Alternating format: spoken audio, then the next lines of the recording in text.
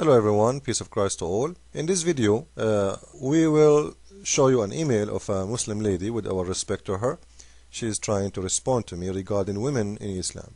As you see in the screen, there is many yuri. This is all is talk between me and her. Now she said, according to the her prophet, the best men are those who treat their women the best way. And I agree. Muhammad, he said such a thing. And there is a hadith about being nice to the women because she is created from the ribs of the man, so she is kind of soft. In the same time, we as Christians, when we hear those stuff, we think really they mean what we think it's mean because we understand it from our own language, from our own point of view. You see, it says here clearly, the best man is the one he is best to his women. So right away what will jump to our mind, okay, so the best man is who? Is the best to his women. But we don't ask ourselves, best to his women, it's mean what in Islam? This is not the best women, the best man according to your understanding, according to your value. You need to know the best man according to what? It's according to Islam. So Islam is going to give a definition for who is the best man and who is the best woman. It's not you. It's not your standard. I wanted to make that clear. So if somebody says to you, in Islam we forbid adultery, right away you will, it's going to jump to your mind, okay, well, adultery is forbidden in Islam. This is mean adultery is forbidden. That's not true. Adultery in Islam, it does not mean adultery for you as a Christian the same way. In Christianity, if you wish to have a woman, she is not yours, you committed adultery without even touching her. This is what adultery is in Christianity. In Islam, if you touch, kiss a married woman, not only a single woman, touch her, kiss her all over. If you don't have intercourse, it is not adultery. Adultery only if you have intercourse. So you see, the definition and the understanding of the word meaning is a huge between us and them. And the fault of Christians, they assume that we have the same standard of definition of words. So now let us see what the best man mean in Islam first, so we can see what this verse is saying to us. And from that, we can give a definition with understanding for what the best man mean. First, we go to the Quran. The Quran giving us an answer of who he is the best man. How you can be a best man according to Allah. This is chapter 4 verse 34. Men are the protectors and maintainers of women, because Allah has given one more strength. Okay, here we go. This is the duty of the man. This is the best man. The best man is the one he is a protector and maintainers. This is your duty. So the best man is not the one he called his wife honey in Islam. It's not the one who helped his wife to clean the house, to take care of the kids, like maybe teaching them or taking care of a little baby, he's crying. No. The best man is the one who is a maintainer and protector, and because of that Allah is giving them the upper hand in the house. How? He says, and because they support them from their means. So the man, because he spend money on the women, okay, now he is giving us, because of that, what Allah will give him as authority, because they support them from their means. Therefore the righteous women are devotedly obedient and guard in the husband absence what Allah would have them guard.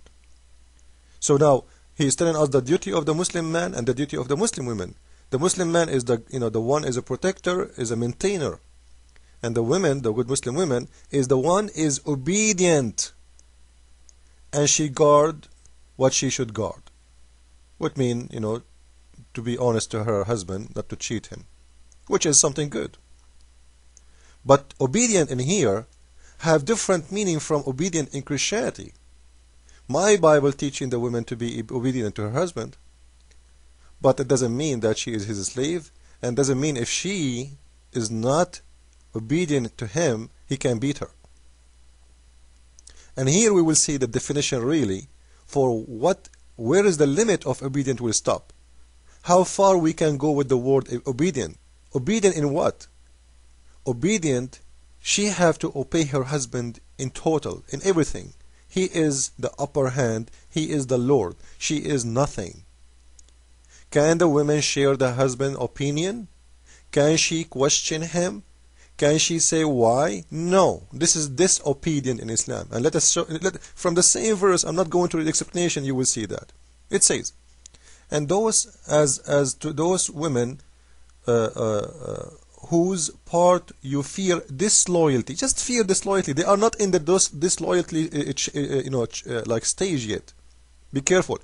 You fear disloyalty. They are not disloyal. You fear, like, you know what, the way she is answering you, you don't like it. Okay, what you do? Disloyalty and ill conduct. Admonish them. And by the way, what do you see in here, first and next? It's a lie. In the Quran, it doesn't say first or next or third. It says clearly, وَاللَّاتِ تَخَافُونَ نُشُوذَهُنَّ فَعُظُوهُنَّ وَهْجُرُوهُنَّ فِي الْمَضَاجِعِ وَاضْرُبُوهُنَّ. Those who you fear their disloyalty and ill conduct, admonish them, jail them in their rooms, and beat them. Simple, clear. So you can do all of those together. There is no first, there is no second, there is no third. This is a big fat lie. The Muslims trying to make Islam look nicer. But anyway, and you will see here the word lightly. Where is the word lightly in the Quran? Beat them lightly? Like how you beat them lightly? You tell her bend over and you spank her butt? Beating is beating. And you will see a Muslim say, oh, the Prophet, he said beat her with the miswak, and the miswak is just a toothbrush. Toothbrush will make her laugh. It's not a punishment no more. The idea in here is to punish. Punish, it means something to have to be making harm. This is how Muslims, they fool you. Miswaks, simply, miswak is a root of a plant, grow in Saudi Arabia. They beat the camel with it. It is not the small piece Muslims they put in their pocket today because it became so expensive. In the old days, everybody have it, and it's a long root. It's very flexible. It's very harmful. It's the same root he beat the camel with, he cleaned his tooth with, because it's the same stick. Very harmful. So you beat them until what? Look with me. Until what?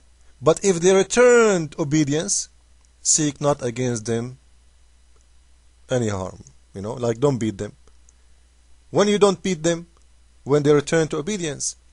So if the woman, she is refusing something you do, she is against something you do, she don't agree with something you do, what is the solution? You beat her until she agree. And you say, they say to you, the Prophet said the best man is he is the best to his family, the best to his wife.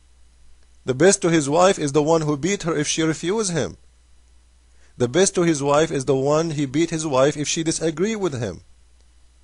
The best to her husband is she is totally obedient, and otherwise she is going to get beating. So don't make Muslims fool you. Like there is a hadith says, oh, the Prophet said the women, they are soft, they are made from the ribs of Adam, so be nice to them. Well, nice to them, but you are telling them to beat them? Yeah, nice to them as long they are like a goat, you know. As long she is like a goat for you, she's saying nothing but meh, you know, that's fine. Yes, sir. As long she is obedience, be nice to her. What is the case if she is not obedience? You beat the hell of her. And you know, we have to prove that with more explanation. If we go to the book of Sahih Muslim, hadith number, volume number 7, book number 72, hadith number 715. I will pause this hadith next to the video, by the way. A woman, her name is Rafa, she came to the Prophet and she was complaining because her husband, he did beat her until her skin became greener than her clothes. Look at this. You see, when they say beat her lightly, what kind of lightly it is when her skin became greener. It became a green skin. You see how nice it is? What the Prophet, he said, you can read the hadith, all of it. She came to complain to the Prophet. The Prophet, instead of helping her, he said to the man, oh, you know what? Just Allah told me that he can beat her. And this was the reason of this surah beating the women to come down. Because this man, he did beat his wife. He said, oh, don't worry. Allah, he told me men are maintainer of women because they support them from their means. And the woman, she is not obedient, you can beat her. So the Prophet, he did not say to the man, shame on you to beat her until her skin is green. He did not say one word against him. He did not punish him. In the top of that, he said, Allah, he told me that this is okay. So as we see in here that the man who beated his wife was the good man for Muhammad. He beated her until her skin became greener than her clothes. Now in the coming video, we will answer the second part of the email I got about that the Bible claim, or the Bible accuse, that Eve is the reason of the sin, and we will show you how naive is the Muslims because they are nations who don't read.